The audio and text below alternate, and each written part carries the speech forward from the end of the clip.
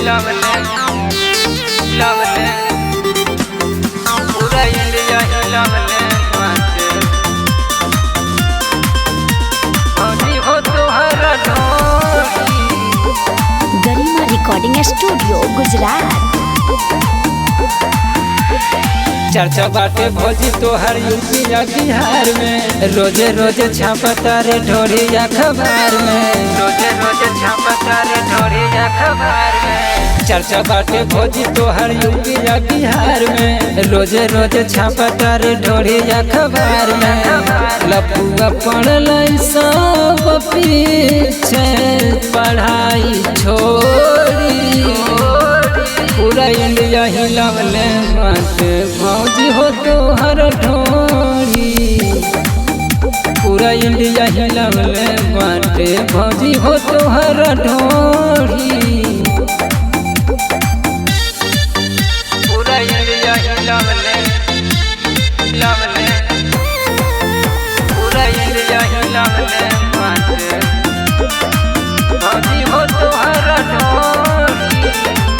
40 के उम्र वाला मालिक जवानी, लचके कमरिया जैसे लच लच कमानी, लचके कमरिया जैसे लच लच कमानी। 40 के उम्र वाला मालिक जवानी, लचके कमरिया जैसे लच लच कमानी।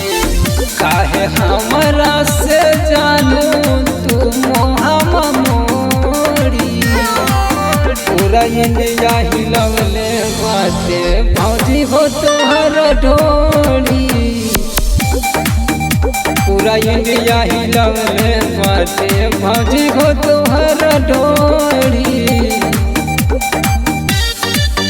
पूरा इंडिया हिलावले हिलावले पूरा इंडिया हिलावले बाटे भौजी हो तोहर ढोली। ढोली देखा के सबके कोली होलो दोस्त में, बारू समाइल पंकज के नचे नस में, बारू समाइल पंकज के नचे नस में।